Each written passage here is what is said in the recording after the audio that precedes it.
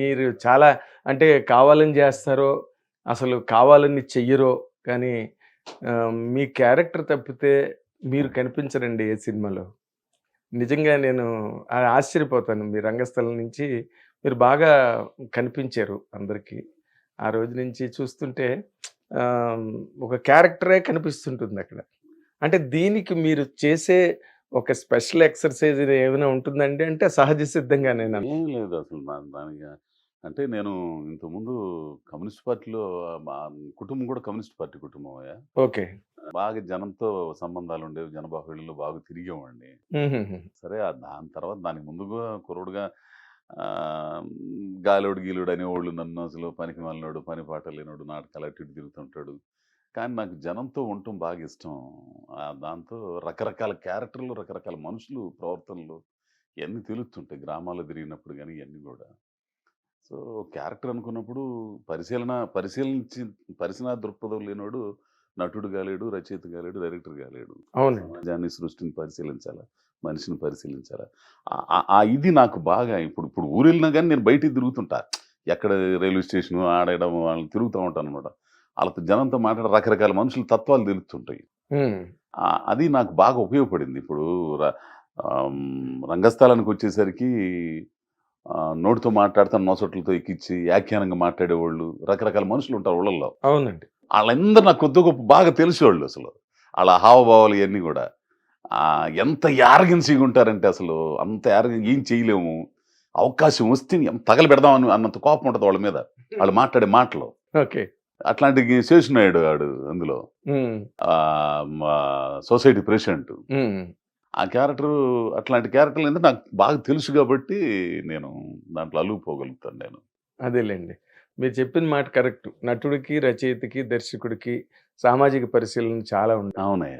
అందరి ప్రవర్తన ఎలా ఆ! ఉంటుంది, ఏంటి అని.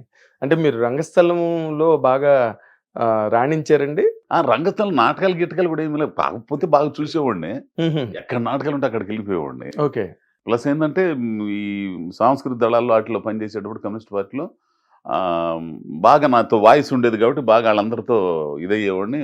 స్ట్రీట్ ప్లేలు అయి ఇయి జేసేవాళ్ళం. స్ట్రీట్ ప్లేలు చేసారా? అట్లా జేసేయడం వల్ల హుహు. నాకు బాగా ఇదైంది. అందరితో అంటే ఏ గూటి పక్షులు ఆ గూటికి చేరతాయి అంటారే, అట్టా ఆళ్ళతో పడి తిరగటం అయన్నీ ఎక్కడ నాటకాలంటే అక్కడికెళ్ళిపోవటం. అదే మీది వేటపాలెం కదండీ? వేటపాలెం. ఓకే.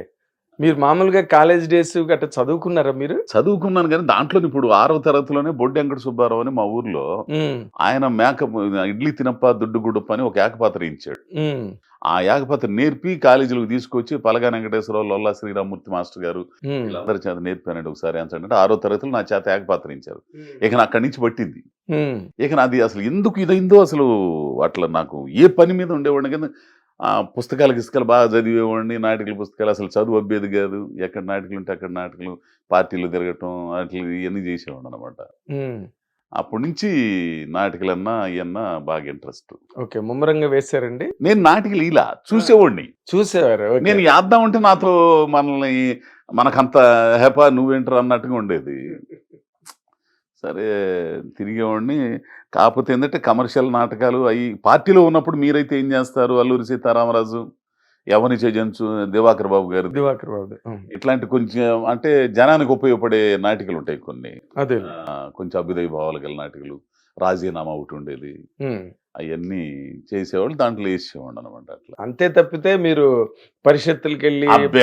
పోటీలకెళ్ళి ఎళ్ళాను. కానీ పరిషత్తులకెళ్ళేవాడిని. చూడ్డానికి. చూడ్డానికెళ్ళేవాడిని. ఎళ్ళేవాడిని ఒక్కొక్కరిని అమ్మ! ఆళ్ళని చూస్తుంటే అసలు ఏముండేవాళ్ళండి అసల.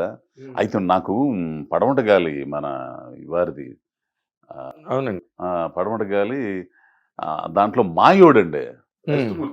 రజితమూర్తి గారు ఆ మాయోడు క్యారెక్టరు. మేము చీరాల్లో ప్రదర్శన పెడితే మేము ఊర్లో ఏడో ఉండం. అక్కడ మామూలుగా సైకిళ్ళేసుకొని వచ్చి వర్రని వచ్చి అది చూడ్డానికి మాయోడిని చూడ్డానికి. పాడిబండ్ల ఆనందరావు గారిది. పాటిబండ్ల ఆనందరావు. పాడిబండ్ల ఆనందరావు గారు. దాంట్లో రజితమూర్తి గారు మాయోడి క్యారెక్టర్ ఏసేవాళ్ళు. హ్మ్. అసలు ఆయనలో వేరియేషన్స్ ఇయన్నీ బాబోయ్! అసలు. అట్లా నాకు బాగా పరిషత్తుల నాటికలకి మన గోపరాజు రమణ గారు. హ్మ్. అసలు ఆయనైతే నేనంటే భలే ఇష్టం ఆయనకి. రమణ గారికి. ఆ చీరాల పరిసరాల్లో ఎక్కడన్నా జరుగుతుంటే చెప్పించేవాడు విజయ్ చేత. ఫోను చేసి "అనోవ్ నాన్న అడుగుతున్నాడు ఇక్కడికి వస్తున్నాం మేము" అని అనేవాడు. ఏంది అక్కడ పరిషత్తుల్లో వెళ్ళి చూసేవాడిని అసలు అట్లా. అంటే చూడడమే ఎక్కువ అన్నమాట. చూడడం పరిశీలన అక్కడ కూడా. చూడడం మనమైతే ఈ క్యారెక్టర్ ఎట్లా చేయగలం అని అనుకోవటం ఇవన్నీ చేసేవాడిని. ఓకే. బట్ అంటే మీ ఊర్లో ఉన్నంత కాలం మీకు ఇంకో వ్యాపకం లేదు. ఇంకో ఉద్యోగం లేదు. ఏం లేదు నీకు. ఏం లేదు. ఏదైనా ఖాళీ టైంలో పనులకి వెళ్ళటం, ఏదైనా వెళ్ళటం, ఆ పని కూడా ఎగ్గొట్టడం, ఇదంటే ప్రాణం అసలు. ఏంది అయితే బాగా డబ్బులున్న వాళ్ళు అనమాట. మరి ఏ పని చేయకుండా ఊళ్ళోని ఇష్టానికి తిరగడం చాలా అంటే. పేద కుటుంబం అండి. చాలా చాలా పేద కుటుంబం. కూలి చేసుకునే కుటుంబం. మా నాన్న బాగా కూలి చేసే ఇది చేసాడు. అందరిని బతికిచ్చాడు. కానీ నేను పని పాట లేకుండా దీని మీద పడిపోతున్నప్పుడు ఆయన పార్టీలోనే పని చేస్తున్నాడంటే కరెక్ట్‌గా లేదు. పార్టీలో కూడా పని చేయట్లేదు సరిగ్గా. ఈ నాటికలు ఇయన్నీ ఈడికి ఎట్టా అని చెప్పేసి ఇదయ్యేవాడు అసలు. లొల్లా శ్రీరామూర్తి గారు మాస్టర్ గారని ఒక ఆయన ఉండేవారండి ఆయన. హ్మ్. నా మీద బాగా ప్రభావం చూపించింది ఆల్ ఇండియా రేడియో విజయవాడ.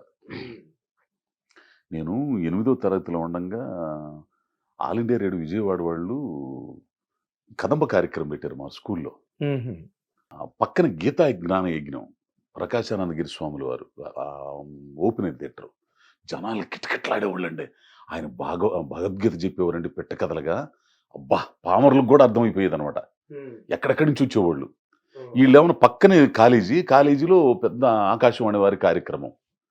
ఇక నేను మా లొల్లా శ్రీరామూర్తి మాస్టర్ గారికి ఇక నేను ఎమ్మట ఉండేవాడిని అనమాట.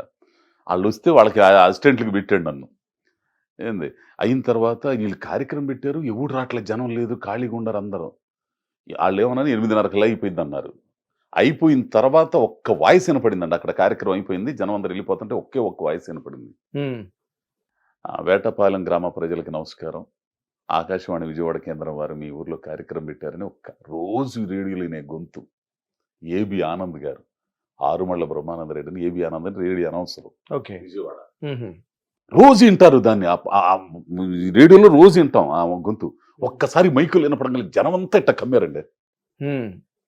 అట్ట కమ్మి అసలు జనం చూడంగానే అప్పుడు దాకా ఆయన బ్యాగ్ మోస్తా ఉండే నేను. హ్మ్. ఈయన ఏబి ఆనంద్ అని ఏం తెలియదు, మనకు మాట్లాడట్లేదుగా. ఏంది చూస్తే ఈయన అసలు. ఆ తర్వాత నండూరి రామ్మోహన్ రావు గారు, నండూరి సుబ్బారావు గారు, అది All India Radio Vijayawada. C Rammohan Rao గారు. సి రామ్మోహన్ రావు గారు అంటే ఈయన, సుమన్ గారని ఒక ఆయన. వీళ్ళందరిని ఒక్కసారి వాళ్ళందరూ నాటికలు వేశారు, పాటలు పాడారు, ఇవన్నీ చేశారు. ఆ దెబ్బతో నాకు బాగా పట్టయితే. ఉషశ్రీ గారు అయితే 2 సార్లు. ఉషశ్రీ గారు అయితే రామాయణం చెప్పడానికి శ్రీరామనవమికి ఏటపల్లిలో అక్కడ పెట్టించారు. ఇదేందిరా బాబు ఇంత టాలెంట్ అసలు నాకు మతిపోయింది అసలు. అవును. ఉషశ్రీ గారు అంటే అప్పట్లో విపరీతమైన క్రేజ్. అంటే కళ్ళు మూసుకుంటే యుద్ధం జరిగేదండి అసలు. ఆయన భాగవతం భారతం ఇవన్నీ చెబుతుంటే రావణాసురుడు ఇవన్నీ చెబుతుంటే కళ్ళు మూసుకున్నామంటే మన కళ్ళ ముందు కదులుతుంటది అది. అవును. అద్భుతం ఉండే అసలు. ఇప్పుడు ఎవరు ఉందండి సార్ అసలు. ఇప్పుడు ఎవరు ఉండరు అసలు ఇది. ఆ మాడ్యులేషన్ 3 గంటలకు నాటకం వస్తుంటే రేడియోలో ఏంది జాతీయ నాటకాలు ఇవన్నీ వస్తుంటే పిచ్చండి అసలు. పిచ్చి పట్టే ఆ నాటికలు అయితే అసలు బాగా ఇది చేసేవాడిని నేను అసలు. హుహు. అట్లా నాకు పట్టింది. ఈయన చూశాడు ఈ లోలా సమృద్ధి. ఈయన మాస్టర్ గారు పెద్ద బ్రాహ్మణం ఇవన్నీ, ఒరేయ్ నీకు ఈ చదువు అవ్వదు కానీ నేను పూనా ఫిల్మ్ ఇన్స్టిట్యూట్ పంపిస్తాను అన్నాడు ఒకసారి. అబ్బో! డబ్బులు తెచ్చుకోరా అన్నాడు. ఈ ఆడ డబ్బు మా నాన్న ఏం పిచ్చి ఆలోచనలు చెత్తనాయాలని చెప్పేసి నన్ను చేశాను. అట్లా ఆయన పాపం కాలేజీలో ఇక 11 ఇంటర్మీడియట్ దాకా ప్రతి యానివర్సరీకి కొట్టేవాడిని అసలు. నాటికలు ఇచ్చేవాళ్ళు నా చేత. అసలు మామూలుగా ఉండేది కదా అసలు. అదే ప్రాణం అసలు అన్నం గిన్నం ఉండేది కాదు అసలు. మొత్తం దానికి ఇదయ్యేవాడిని అనమాట. అట్లా ఇదయ్యేవాడిని నాటికలు గీటికలు ఇట్లా. మరి బేస్ లైఫ్ కూడా ఇంపార్టెంట్. అసలు దాన్ని పట్టించుకోలేదు మీరు. పట్టించుకోవాలి అస్సలు పట్టించుకోలేదు. కానీ నాకు ఉండిందండి. నాకు ఏదో ఒకటి నేను ఆ ఒకటి అనిపించేది. రేడియో అనౌన్సర్ అయితే అసలు నాటికలు భలే ఉంటాయి రేడియోలో. దానికి ఏమైనా పెద్ద చదువు కావాలా, దేవనాగరి లిపి అవన్నీ మనకేమన్నా అంత లేదు మనకి. ఏంది అట్లా తర్వాత అంత నేనెంత అదృష్టవంతుండంటే అండి, సిటీ కేబుల్‌లో ప్రోగ్రామ్ డైరెక్టర్ అయిన తర్వాత ఇదే ఏబి ఆనంద్ గారి చేత డబ్బింగ్ చెప్పించానండి. అంతకంటే ఇంకేం కావాలి సార్ నేను అసలు అదే చిన్నప్పటి నుంచి చూసి ఇన్స్పైర్ అయిన మనిషి. ఆయన రిటైర్డ్ అయిపోయిన తర్వాత మానసవరం డౌన్‌లో ఉంటే గణేష్ గారని సిటీ కేబుల్‌లో ఉండేవారు. ఏంది ఆయన ఒరేయ్ ఇట్లా నువ్వు ఆయన ఏబి ఆనంద్ గారి నంబరు ఇది వారికి ఫోన్ చేసి నువ్వు డబ్బింగ్కి వస్తారు ఫోన్ చేసి చెప్పు. ఏబి ఆనంద్ గారి నంబరు అమ్మ చెప్పు నాయన అని అనేసరికి ఆయన రావడంతో దండం పెట్టేసే కాళ్ళకి అసలు ఎవరు నాయన అంటే, సార్ సార్ ఇట్లా మా ఊరు వచ్చారండి "ఆ, లల్లా శ్రీరామూర్తి మాస్టర్ గారు ఇప్పుడు చాలా ఇట్లా నేనండి ఇదని." ఓహో అందైతే రండి సార్ అని చెప్పేసి తీసుకెళ్ళి అట్లా కోకా సంజీవరావు గారు కోక సంజయ్ అవును. ఏంది ఆయన ఆయన ఆయన కూడా వచ్చి డబ్బింగ్ చెప్పారు. అదొక భలే ఇదిగా ఉండేదిలేండి అసలు అసలు అట్లా నాకు అట్లా ఉండి నాకైతే ఉండేది మీ బొట్టు పెద్దోళ్ళు ఎవరంటే వాయిస్ ఉండాలంటే బాగా అరవాలరా గొంతు ఇదంతా ఇదైందంటే చాలా లోబి పెద్ద పెద్దగా అరిచేవాడిని. హ్మ్. డైలాగులు పెద్ద పెద్దగా చెబుతూ అరుస్తుంటే ఈడు పిచ్చి నా కొడుకు అయిపోయాడని ఆ పిచ్చి నా కొడుకు అని చెప్పి తిట్టేవాళ్ళు. అయిన తర్వాత ఆకలి అయ్యేది. అక్కడ దోసపాదులు గేసుపాదులు ఉండే ఆ దోసకాయలు కోసుకుని తినేవాడిని అనమాట. మళ్ళీ ఇంటికి పోతే ఆయన మా నాన్న తిడతాడని. ఓకే. ఏంది అట్లా ఈ దోసకాయ పిచ్చోడు అనేవాళ్ళు రకరకాలుగా అనేవాళ్ళు నన్ను. ఓకే. ఏంది అసలు నాకైతే మాత్రం అంటే ఎగతాళి బాగా చేసేవాళ్ళండి. ఎగతాళి. వెటకారం. ఎగతాళి చేసేవాళ్ళు ఈడి పని పట్లేదు నా కొడుకు అసలు ఈడు గాలివాడు ఈడు వినపడి పక్కన కూడా నాకు. సరే కానీ నాకంటూ ఒక ఆలోచన ఉంది. నేను ఆ సినిమాలు ఇది అది మన వల్ల తెమలి అది ఎట్లా పోవాలో తెలియదు. ఎవరన్నా నాయన హనుమంతరావు గారు అని చెప్పేసి ఒక ఆయన ఉండేవారు మా ఊరు కారణం వాళ్ళ తమ్ముడు నాగరాజు గారు. నాయన ఉమామహేశ్వరరావు గారు అని ఎడిటర్ చనిపోయారు ఆయన. చెన్నైలో ఉండేవారు ఆయన. ఈ నాయన నాగరాజు అన్నతో బ్లైండ్ అనమాట. ఆయన మంచి సంగీతం అడిగేవాడిని. అన్న ఏదన్నా అటు పంపిస్తావా అక్కడికి పంపిస్తావా నేను అజయ్ అది కష్టం రా నీకు తెలియదురా అవన్నీ అంత తేలిక కదరా అనేవాడు అప్పుడు. బొక్కసం ఆశేష్ గారని అదొక కుటుంబం మా ఊర్లో. మేము ఎవరినన్నా చూసామంటే వాళ్ళ పెళ్ళిళ్ళకి వచ్చేవాళ్ళు. కాంతారావు గారు, రాజనాల గారు, పద్మనాభం గారు, బొక్కసం ఆశేష్ గారు, వీర్రాజు గారు అసలు బొక్కసం వీర్రాజు గారు అని పెద్ద మేకప్ ఆర్టిస్ట్. మేకప్ మ్యాన్ అవును. వాళ్ళ పిల్లకాయలు ఇప్పుడు అంతా ఇండస్ట్రీలో ఉన్నారు. బొక్కసం సత్యం గారు వీళ్ళందరూ కూడా. వాళ్ళని అంటే పరిచయం చేసుకోవడానికే వాళ్ళ ఇళ్ళమ్మడి తిరిగి ఉన్నట్టు ఇటు ఏమన్నా పరిచయం అవుతారు అనేది అట్లా ఇదైపోయేది. మీ నాన్నగారి దగ్గర నుంచి ఎలా తప్పించుకున్నారు మీరు? అంటే ఆయనకి తెలుసండి వీళ్ళు ఏదో ఉందని సంగతి తెలుసు కానీ బతకాలి కదండి. అది కదా ప్రధానం. ఆ ఆలోచన లేదు నాకు. సరే ఇక ఫ్రెండ్స్ అండి నాకు స్నేహితులండి నిజంగా గొప్పోళ్ళండి స్నేహితులందరూ కూడా. నా ఇంటెన్షన్ తెలుసు వాళ్ళకి. కానీ వాళ్ళు కూడా ఏం చేయలేరు. ఎందుకో యజ్ఞమూర్తి ఉన్నాడు.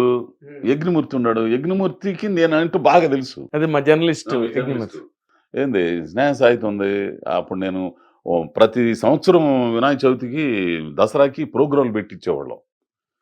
చాలా డాన్స్ బేబీ డాన్స్ పాటలు ఇవన్నీ పెట్టించేవాళ్ళం. అన్ని కండక్ట్ చేసేది నేనే. మా ఆర్థిక వ్యవహారాలన్నీ కూడా మన చూసేవాడు యజ్ఞమూర్తి. ఇట్లా చాలా మంది ఇదయ్యేవాళ్ళం. కానీ నాకు ఎట్లా పోవాలి ఏంది అసలు ఏం అర్థమయ్యేది కాదు. ఆ టైంలో ఇక పెళ్ళన్న చేస్తే ఇదవుతాడు అనుకుని పెళ్లి చేసేసారు. ఇక అప్పటి నుంచి తెలిసిన రూపాయి ఆకలి దీనమ్మ రూపాయి కావాలా ఇది ఏందిరా డబ్బులు అవసరం ఇప్పుడు ఏం అర్థం అయ్యేది కాదు అసలు. ఎలా సంపాదించాలా డబ్బులు సంపాదించాలి కదా. ఏంది ఈ అమ్మాయి వచ్చిన అమ్మాయి కూడా పాపం మంచి అమ్మాయి. ఏంది ఏం అర్థంగా వీళ్ళందరూ ఒరే ఎట్టయితే కష్టం అని చెప్పేసి ఒంగోలులో కిళ్ళి బొంకు పెట్టించారు నా చేత. అబ్బో. ప్రకాశం భవనం పక్కన సాయిబాబా టిఫిన్ సెంటర్ సుబ్బారావు అనే ఉండేవాడు.